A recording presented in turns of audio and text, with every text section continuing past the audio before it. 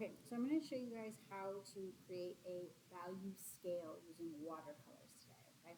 So I have my watercolors and I have some water and I have a small piece of paper that I'm going to create my value scale on.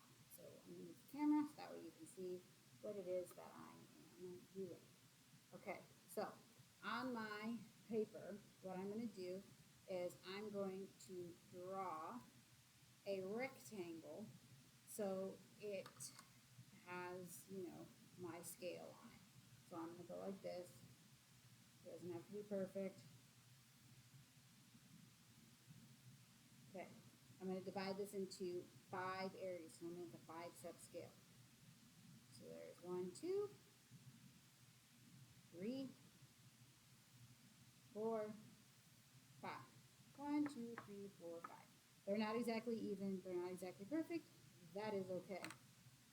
All right, so these are the watercolors that we have this year. Some of you might have a different brand, but this is what we've got. So I'm going to pick one of my colors. It does not have to be this is not the color that I have to use on my assignment, but I'm just going to pick one color this time. If you have this paint set, this particular color is actually a pearl, and it was what has been added to all these other colors, so it's actually like a clear additive, so it's not going to show up in the value scale, so don't use that one. But you can use some of the other ones. The yellow or the gold is kind of a more challenging way to get the value to show up, but it will work. I'm going to pick. I'm going to pick this this reddy pinky color this time. Okay, so I'm going to add some water to it, so that way it's easy to work with. Not too much water, but just some water, so that way my paint will flow. Okay, so I'm going to start down here, and I'm going to start with my darkest color, which means that I'm going to have the least amount of water. Now with watercolors, I have to be careful. If I don't have enough water, my paint isn't going to paint onto the paper. I mean, you have to have water for the watercolor to actually, move and flow onto the paper. But if I don't have enough, with these particular paints, it gets very sticky as they dry. So I have to be able to break down that sticky binder that is allowing the paint to stick onto the paper.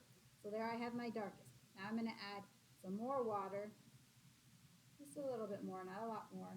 And I'm going to make my next lighter color. Now, this is not going to show a great big value change. As it dries, it will.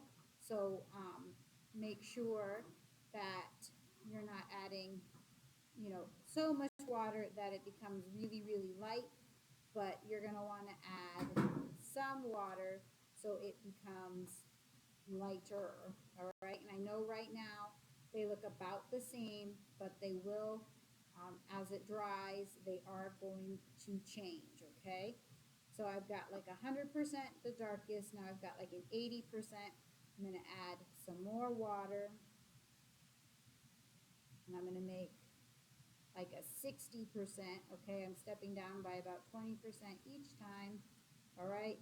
I'm going to add more water here. I just got some more water from my dish on my brush to spread that paint out even more, all right? And I know they look all pretty much the same right now, but I promise you, as they dry, and if you don't have one of these that has the shimmery paint in it, they might show up a little bit more as a lighter color faster. All right, so I'm making my value scale. Okay, so now I'm going to go even lighter by adding more water. And I'm going to spread that paint out even more. By having enough water, as you can see, I can spread the paint out really far fairly easily, okay? If I don't have enough water, then my paintbrush has that bad hair day look and it goes all crazy and everywhere, and it won't flow on to the paper, okay? So I want to make sure that I've got enough water that I'm spreading it around, okay?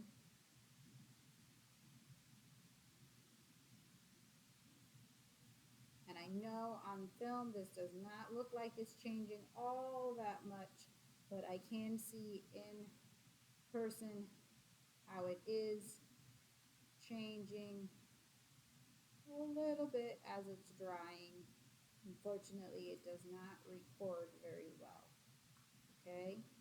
So now I'm going to go down to my 20%, which is my least amount of paint and maximum amount of water, okay? Least amount of paint, maximum amount of water. I don't want so much water that I'm just painting with water. Like that's not, obviously when that dries, it's not going to do any different. Now, my water container, it does have quite a bit of the paint in it. So I can paint with just that, and depending on how much paint is actually in that container, I might actually get some sort of color change on my paper when it dries, or I might not. Okay? Teeny tiny bit, spread it all around. Okay? So, there's my value scale. Okay? Now, I can go back and I can make this darker by adding more paint on top of it. So let's say maybe it dries and I go, oh, there's no difference. Okay, I can go back and I can add another layer of paint on top of it to make it darker, okay? But I really need to let it dry to see how well my value has shifted, okay? I'm gonna grab one here that is dry real quick and show you. All right, so here's one that I did earlier that is dry. It's 100% dry, okay? So you can see it's gone from a very dark 100% orange down to 20%, and you can clearly see how they have stepped down.